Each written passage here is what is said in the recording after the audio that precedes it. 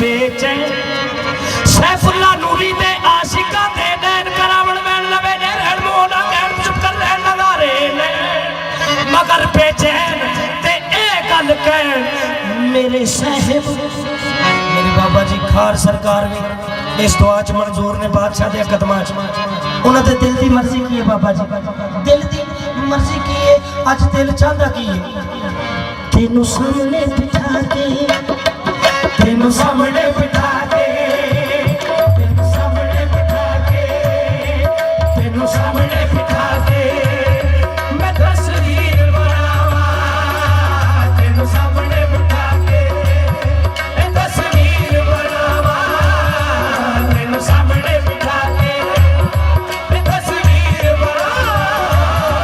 तेनू सामने बिठा के मैं तस्वीर बनावा तेनू सामने बिठा